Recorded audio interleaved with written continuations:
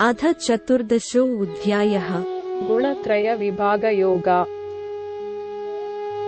श्रीभगवानुवाच परं भूयः प्रवक्ष्यामि अज्ञानानाम् अज्ञानमुत्तमम् यज्ञात्वा मुनयः सर्वे परां सिद्धिमितो गताः। ಡಿವೈನ್ ಲಾರ್ಡ್ ಹೇಳಿದರು, ನಾನು ಮತ್ತೊಮ್ಮೆ ನಿಮಗೆ ಸರ್ವೋಚ್ಚ ಬುದ್ಧಿವಂತಿಕೆಯನ್ನು ವಿವರಿಸುತ್ತೇನೆ. ಎಲ್ಲಾ ಜ್ಞಾನಕ್ಕಿಂತ ಉತ್ತಮವಾಗಿದೆ. ಅದನ್ನು ತಿಳಿದುಕೊಳ್ಳುವುದರಿಂದ ಎಲ್ಲಾ ಮಹಾನ್ ಸಂತರು ಅತ್ಯುನ್ನತ ಪರಿಪೂರ್ಣತೆಯನ್ನು ಪಡೆದರು. ಇದಂ ಅಜ್ಞಾನಮುಪಾಶ್ರಿತ್ಯ ಮಮ ಸಾಧರ್ಮ್ಯಮಾಗತಾಃ ಸರ್ಗೇ ಉಪಿ ನೋಪಜಾಯಂತೆ ಪ್ರಳಯೇ ನ ವ್ಯಥಂತಿ ಚ. ಈ ವಿವೇಕವನ್ನು ಆಶ್ರಯಿಸುವವರು ನನ್ನೊಂದಿಗೆ ಐಕ್ಯರಾಗುತ್ತಾರೆ. ಅವರು ಸೃಷ್ಟಿಯ ಸಮಯದಲ್ಲಿ ಮರುಜನ್ಮ ಪಡೆಯುವುದಿಲ್ಲ ಅಥವಾ ವಿಸರ್ಜನೆಯ ಸಮಯದಲ್ಲಿ ನಾಶವಾಗುವುದಿಲ್ಲ. ಮಮ ಯೋನಿರ್ಮಹದ್ ಬ್ರಹ್ಮ ತಸ್ಮಿನ್ ಗರ್ಭಂ ದಧಾಮ್ಯಹಂ ಸಂಭವಃ ಸರ್ವಭೂತಾನಾಂ ತತೋ ಭವತಿ ಭಾರತ. ಸರ್ವಯೋನಿಷು ಕೌಂತೇಯ ಮೂರ್ತಯಃ ಸಂಭವಂತಿ ಯಾಃ ತಾಸಾಂ ಬ್ರಹ್ಮ ಮಹದ್ಯೋನಿರಹಂ ಬೀಜಪ್ರದಃ ಪಿತಾ. ಅಡ್ಡಗೆರೆ ಅಲ್ಪವಿರಾಮ ಅಲ್ಪವಿರಾಮ ಅಲ್ಪವಿರಾಮ ಅಲ್ಪವಿರಾಮ. ಒಟ್ಟು ಭೌತಿಕ ವಸ್ತು ಪ್ರಕೃತಿ ಗರ್ಭವಾಗಿದೆ. ನಾನು ಅದನ್ನು ಪ್ರತ್ಯೇಕ ಆತ್ಮಗಳೊಂದಿಗೆ ತುಂಬಿಸುತ್ತೇನೆ ಮತ್ತು ಆದ್ದರಿಂದ ಎಲ್ಲಾ ಜೀವಿಗಳು ಹುಟ್ಟುತ್ತವೆ. ಓ ಕುಂತಿಯ ಪುತ್ರನೇ, ಉತ್ಪತ್ತಿಯಾಗುವ ಎಲ್ಲಾ ಜೀವಜಾತಿಗಳಿಗೆ ಭೌತಿಕ ಪ್ರಕೃತಿಯು ಗರ್ಭವಾಗಿದೆ ಮತ್ತು ನಾನು ಬೀಜವನ್ನು ನೀಡುವ ತಂದೆಯಾಗಿದ್ದೇನೆ. ಸತ್ವಂ ರಜಸ್ತಮ ಇತಿ ಗುಣಾಃ ಪ್ರಕೃತಿ ಸಂಭವಾಃ ನಿಬಧ್ನಂತಿ ಮಹಾಬಾಹೋ ದೇಹೇ ದೇಹಿನಮವ್ಯಯಂ. ಓ ಬಲಶಾಲಿಯಾದ ಅರ್ಜುನನೇ, ಭೌತಿಕ ಶಕ್ತಿಯು ಮೂರು ಗುಣಗಳನ್ನು ಮಾರ್ಗಗಳು ಒಳಗೊಂಡಿದೆ. ಸತ್ವ ಒಳ್ಳೆಯತನ, ರಜಸ್ ಉತ್ಸಾಹ ಮತ್ತು ತಮಸ್ ಅಜ್ಞಾನ. ಈ ವಿಧಾನಗಳು ಶಾಶ್ವತವಾದ ಆತ್ಮವನ್ನು ನಾಶವಾಗುವ ದೇಹಕ್ಕೆ ಬಂಧಿಸುತ್ತವೆ. ತತ್ರ ಸತ್ವಂ ನಿರ್ಮಲತ್ವಾತ್ ಪ್ರಕಾಶಕಮನಾಮಯಂ ಸುಖಸಂಗೇನ ಬಧ್ನಾತಿ ಅಜ್ಞಾನಸಂಗೇನ ಚಾನಘ. ಇವುಗಳಲ್ಲಿ ಸತ್ವಗುಣ ಒಳ್ಳೆಯತನದ ವಿಧಾನ ಇತರರಿಗಿಂತ ಪರಿಶುದ್ಧವಾಗಿದೆ, ಪ್ರಕಾಶಿಸುತ್ತಿದೆ ಮತ್ತು ಯೋಗಕ್ಷೇಮದಿಂದ ತುಂಬಿದೆ. ಓ ಪಾಪರಹಿತನೇ, ಅದು ಆನಂದ ಮತ್ತು ಜ್ಞಾನದ ಭಾವಕ್ಕಾಗಿ ಬಾಂಧವ್ಯವನ್ನು ಸೃಷ್ಟಿಸುವ ಮೂಲಕ ಆತ್ಮವನ್ನು ಬಂಧಿಸುತ್ತದೆ. ರಜೋ ರಾಗಾತ್ಮಕಂ ವಿದ್ಧಿ ತೃಷ್ಣಾಸಂಗಸಮುದ್ಭವಂ ತನ್ನಿಬಧ್ನಾತಿ ಕೌಂತೇಯ ಕರ್ಮಸಂಗೇನ ದೇಹಿನಂ. ಓ ಅರ್ಜುನ್, ರಜೋಗುಣವು ಭಾವೋದ್ರೇಕದ ಸ್ವಭಾವವನ್ನು ಹೊಂದಿದೆ. ಇದು ಲೌಕಿಕ ಬಯಕೆಗಳು ಮತ್ತು ವಾತ್ಸಲ್ಯಗಳಿಂದ ಉದ್ಭವಿಸುತ್ತದೆ ಮತ್ತು ಫಲಪ್ರದ ಕ್ರಿಯೆಗಳಿಗೆ ಬಾಂಧವ್ಯದ ಮೂಲಕ ಆತ್ಮವನ್ನು ಬಂಧಿಸುತ್ತದೆ. ತಮಸ್ತ್ವಂ ಜ್ಞಾನಜಂ ವಿದ್ಧಿ ಮೋಹನಂ ಸರ್ವದೇಹಿನಾಂ ಪ್ರಮಾದಾಲಸ್ಯ ನಿದ್ರಾಭಿಸ್ತನ್ನಿಬಧ್ನಾತಿ ಭಾರತ. ಓ ಅರ್ಜುನನೇ, ಅಜ್ಞಾನದಿಂದ ಹುಟ್ಟಿದ ತಮೋಗುಣವು ಮೂರ್ತ ಆತ್ಮಗಳಿಗೆ ಭ್ರಮೆಯನ್ನು ಉಂಟುಮಾಡುತ್ತದೆ. ಇದು ನಿರ್ಲಕ್ಷ್ಯ, ಸೋಮಾರಿತನ ಮತ್ತು ನಿದ್ರೆಯ ಮೂಲಕ ಎಲ್ಲಾ ಜೀವಿಗಳನ್ನು ಮೋಸಗೊಳಿಸುತ್ತದೆ. ಸತ್ವಂ ಸುಖೇ ಸಂಜಯತಿ ರಜಃ ಕರ್ಮಣಿ ಭಾರತ ಅಜ್ಞಾನಮಾವೃತ್ಯ ತು ತಮಃ ಪ್ರಮಾದೇ ಸಂಜಯತ್ಯುತ. ಸತ್ವವು ಒಬ್ಬನನ್ನು ಭೌತಿಕ ಸುಖಕ್ಕೆ ಬಂಧಿಸುತ್ತದೆ, ರಾಜಸ್ ಆತ್ಮವನ್ನು ಕ್ರಿಯೆಗಳ ಕಡೆಗೆ ಸ್ಥಿತಿಗೊಳಿಸುತ್ತದೆ ಮತ್ತು ತಮಸ್ಸು ಬುದ್ಧಿವಂತಿಕೆಯನ್ನು ಮೋಡಗೊಳಿಸುತ್ತದೆ ಮತ್ತು ಒಬ್ಬನನ್ನು ಭ್ರಮೆಗೆ ಬಂಧಿಸುತ್ತದೆ. ರಜಸ್ತಮಶ್ಚಾಭಿಭೂಯ ಸತ್ವಂ ಭವತಿ ಭಾರತ ರಜಃ ಸತ್ವಂ ತಮಶ್ಚೈವ ತಮಃ ಸತ್ವಂ ರಜಸ್ತಥಾ. ಕೆಲವೊಮ್ಮೆ ಒಳ್ಳೆತನ ಸತ್ವ, ಮೋಹ ರಜಸ್ ಮತ್ತು ಅಜ್ಞಾನ ತಮಸ್ ಮೇಲೆ ಮೇಲುಗೈ ಸಾಧಿಸುತ್ತದೆ. ಓ ಭಾರತದ ಕುಡಿ, ಕೆಲವೊಮ್ಮೆ ಭಾವೋದ್ರೇಕ ರಜಸ್ ಒಳ್ಳೆಯತನ, ಸತ್ವ ಮತ್ತು ಅಜ್ಞಾನ ತಮಸ್ ಮೇಲುಗೈ ಸಾಧಿಸುತ್ತದೆ ಮತ್ತು ಇತರ ಸಮಯಗಳಲ್ಲಿ ಅಜ್ಞಾನ ತಮಸ್ ಒಳ್ಳೆಯತನ, ಸತ್ವ ಮತ್ತು ಉತ್ಸಾಹವನ್ನು ರಜಸ್ ಮೀರಿಸುತ್ತದೆ. ಸರ್ವದ್ವಾರೇಷು ದೇಹೇ ಉಸ್ಮಿನ್ ಪ್ರಕಾಶ ಉಪಜಾಯತೆ ಅಜ್ಞಾನಂ ಯದಾ ತದಾ ವಿದ್ಯಾದ್ವಿವೃದ್ಧಂ ಸತ್ವಮಿತ್ಯುತ. लोभः प्रवृत्तिरारम्भः कर्मणामसमः स्पृहा रजस्येतानि जायन्ते विवृद्धे भरतर्षभ अप्रकाशो प्रवृत्तिश्च प्रमादो मोह एव च तमस्येतानि जायन्ते विवृद्धे कुरुनन्दन।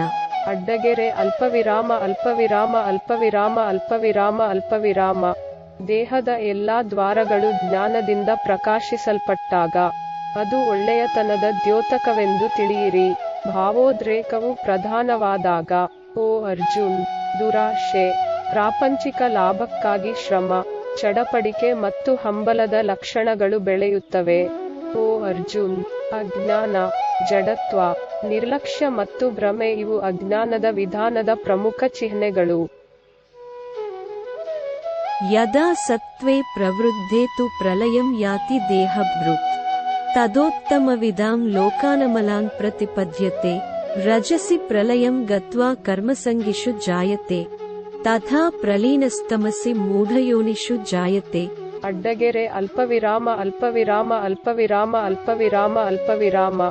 ಸತ್ವ ಪ್ರಾಧಾನ್ಯದಿಂದ ಸಾಯುವವರು ವಿದ್ವಾಂಸರ ಶುದ್ಧ ನಿವಾಸಗಳನ್ನು, ರಜಸ್ ಮತ್ತು ತಾಮಸದಿಂದ ಮುಕ್ತವಾದ ತಲುಪುತ್ತಾರೆ. ಮೋಹದ ಮೋಡ್ನಿಂದ ಸಾಯುವವರು ಕೆಲಸದಿಂದ ನಡೆಸಲ್ಪಡುವ ಜನರಲ್ಲಿ ಹುಟ್ಟುತ್ತಾರೆ. ಆದರೆ ಅಜ್ಞಾನದ ಕ್ರಮದಲ್ಲಿ ಸಾಯುವವರು ಪ್ರಾಣಿ ಸಾಮ್ರಾಜ್ಯದಲ್ಲಿ ಹುಟ್ಟುತ್ತಾರೆ. ಕರ್ಮಣಃ ಸುಕೃತಸ್ಯಾಹುಃ ಸಾತ್ವಿಕಂ ನಿರ್ಮಲಂ ಫಲಂ ರಜಸಸ್ತು ಫಲಂ ದುಃಖಂ ಜ್ಞಾನಂ ತಮಸಃ ಫಲಂ. ಒಳ್ಳೆಯತನದ ಕ್ರಮದಲ್ಲಿ ಮಾಡಿದ ಕ್ರಿಯೆಗಳ ಫಲವು ಶುದ್ಧ ಫಲಿತಾಂಶಗಳನ್ನು ನೀಡುತ್ತದೆ ಎಂದು ಹೇಳಲಾಗುತ್ತದೆ. ಭಾವೋದ್ರೇಕದ ಕ್ರಮದಲ್ಲಿ ಮಾಡುವ ಕ್ರಿಯೆಗಳು ನೋವನ್ನು ಉಂಟುಮಾಡುತ್ತವೆ. ಆದರೆ ಅಜ್ಞಾನದ ಕ್ರಮದಲ್ಲಿ ಮಾಡಿದವು ಕತ್ತಲೆಗೆ ಕಾರಣವಾಗುತ್ತವೆ. ಸತ್ವಾತ್ ಸಂಜಾಯತೆ ಅಜ್ಞಾನಂ ರಜಸೋ ಲೋಭ ಏವ ಚ ಪ್ರಮಾದಮೋಹೌ ತಮಸೋ ಭವತೋ ಅಜ್ಞಾನಮೇವ ಚ. ಒಳ್ಳೆಯತನದಿಂದ ಜ್ಞಾನವು, ಮೋಹದಿಂದ ಲೋಭವು, ಅಜ್ಞಾನದಿಂದ ನಿರ್ಲಕ್ಷ್ಯವೂ ಭ್ರಮೆಯೂ ಹುಟ್ಟುತ್ತವೆ. ಊರ್ಧ್ವಂ ಗಚ್ಚಂತಿ ಸತ್ವಸ್ಥಾ ಮಧ್ಯೆ ತಿಷ್ಠಂತಿ ರಾಜಸಾಃ ಜಘನ್ಯಗುಣವೃತ್ತಿಸ್ಥಾ ಅಧೋ ಗಚ್ಚಂತಿ ತಾಮಸಾಃ. ಒಳ್ಳೆಯತನದ ಕ್ರಮದಲ್ಲಿ ನೆಲೆಗೊಂಡವರು ಮೇಲಕ್ಕೆ ಏರುತ್ತಾರೆ, ಉತ್ಸಾಹದ ಕ್ರಮದಲ್ಲಿರುವವರು ಮಧ್ಯದಲ್ಲಿ ಉಳಿಯುತ್ತಾರೆ ಮತ್ತು ಅಜ್ಞಾನದ ಕ್ರಮದಲ್ಲಿರುವವರು ಕೆಳಮುಖವಾಗಿ ಹೋಗುತ್ತಾರೆ. ನಾನ್ಯಂ ಗುಣೇಭ್ಯಃ ಕರ್ತಾರಂ ಯದಾ ದ್ರಷ್ಟಾನುಪಶ್ಯತಿ ಗುಣೇಭ್ಯಶ್ಚ ಪರಂ ವೇತ್ತಿ ಮದ್ಭಾವಂ ಸೋ ಉದ್ದಿಗಚ್ಚತಿ.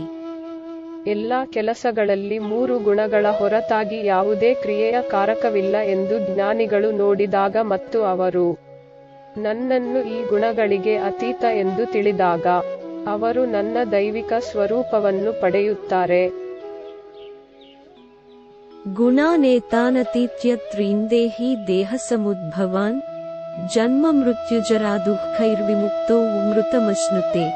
ದೇಹಕ್ಕೆ ಸಂಬಂಧಿಸಿದ ಭೌತಿಕ ಪ್ರಕೃತಿಯ ಮೂರು ವಿಧಾನಗಳನ್ನು ಮೀರುವುದರಿಂದ ಒಬ್ಬನು ಜನನ, ಮರಣ, ವೃದ್ಧಾಪ್ಯ ಮತ್ತು ದುಃಖದಿಂದ ಮುಕ್ತನಾಗಿ ಅಮರತ್ವವನ್ನು ಪಡೆಯುತ್ತಾನೆ. ಅರ್ಜುನ ಉವಾಚ ಕೈರ್ಲಿಂಗೈಸ್ತ್ರೀನ್ ಗುಣಾನೇತಾನತೀತೋ ಭವತಿ ಪ್ರಭೋ ಕಿಮಾಚಾರಃ ಕಥಂ ಚೈತಾನ್ ಸ್ತ್ರೀನ್ ಗುಣಾನತಿವರ್ತತೆ. ಅರ್ಜುನನು ಕೇಳಿದನು, ಓ ಭಗವಂತ, ಮೂರು ಗುಣಗಳನ್ನು ಮೀರಿದವರ ಗುಣಲಕ್ಷಣಗಳು ಯಾವುವು? ಅವರು ಹೇಗೆ ವರ್ತಿಸುತ್ತಾರೆ? ಅವರು ಗುಣಗಳ ಬಂಧನವನ್ನು ಹೇಗೆ ಮೀರಿ ಹೋಗುತ್ತಾರೆ?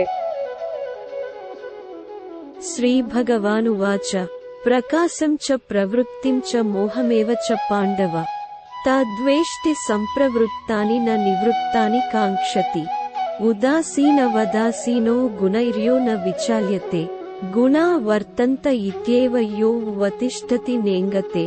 ಅಡ್ಡಗೆರೆ ಅಲ್ಪವಿರಾಮ ಅಲ್ಪವಿರಾಮ ಅಲ್ಪವಿರಾಮ ಅಲ್ಪವಿರಾಮ ಅಲ್ಪವಿರಾಮ.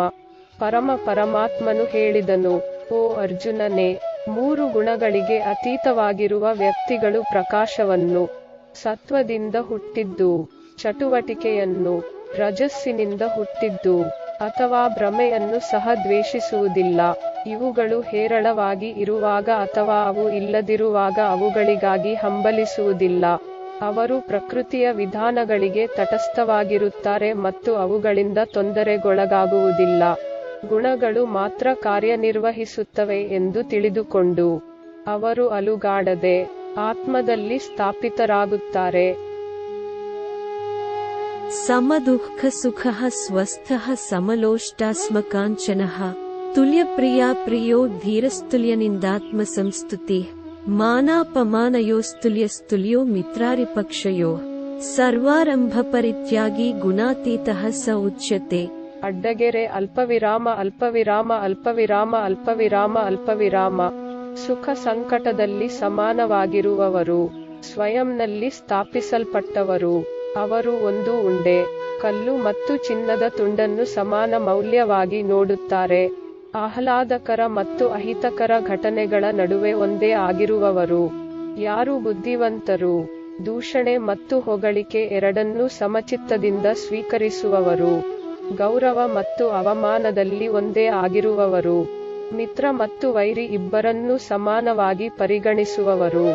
ಮತ್ತು ಎಲ್ಲಾ ಉದ್ಯಮಗಳನ್ನು ತ್ಯಜಿಸಿದವರು. ಅವರು 3 ಗುಣಗಳಿಗಿಂತ ಮೇಲೇರಿದ್ದಾರೆ ಎಂದು ಹೇಳಲಾಗುತ್ತದೆ. ಮಾಂ ಚ ಯೋ ವ್ಯಭಿಚಾರೇಣ ಭಕ್ತಿಯೋಗೇನ ಸೇವತೆ ಸ ಗುಣಾನ್ ಸಮತೀತ್ಯ ಇತಾನ್ ಬ್ರಹ್ಮ ಭೂಯಾಯ ಕಲ್ಪತೆ. ನಿಷ್ಕಲ್ಮಶ ಭಕ್ತಿಯಿಂದ ನನ್ನ ಸೇವೆ ಮಾಡುವವರು ಭೌತಿಕ ಪ್ರಕೃತಿಯ 3 ವಿಧಾನಗಳನ್ನು ಮೀರಿ ಬ್ರಹ್ಮನ ಮಟ್ಟಕ್ಕೆ ಬರುತ್ತಾರೆ. ಬ್ರಹ್ಮಣೋ ಹಿ ಪ್ರತಿಷ್ಠಾಹಮಮೃತಸ್ಯ ವೀಯಸ್ಯ ಚ ಶಾಶ್ವತಸ್ಯ ಚ ಧರ್ಮಸ್ಯ ಸುಖಸ್ಯ ಏಕಾಂತಿಕಸ್ಯ ಚ. ನಾನು ನಿರಾಕಾರವಾದ ಬ್ರಹ್ಮದ ಆಧಾರವಾಗಿದ್ದೇನೆ, ಅಮರ ಮತ್ತು ನಾಶವಾಗದ ಶಾಶ್ವತ ಧರ್ಮ ಮತ್ತು ಅಂತ್ಯವಿಲ್ಲದ ದೈವಿಕ ಆನಂದ. ಓಂ ತತ್ಸದಿತಿ ಶ್ರೀಮದ್ಭಗವದ್ಗೀತಾಸೂಪನಿಷತ್ಸು ಬ್ರಹ್ಮವಿದ್ಯಾಯಾಂ ಯೋಗಶಾಸ್ತ್ರೇ ಶ್ರೀಕೃಷ್ಣಾರ್ಜುನ ಸಂವಾದೆ ಗುಣತ್ರಯ ವಿಭಾಗಯೋಗೋ ನಾಮ ಚತುರ್ದಶೋ ಅಧ್ಯಾಯಃ. ಗುಣತ್ರಯ ವಿಭಾಗ ಯೋಗದ ಸಮಾಪ್ತಿ.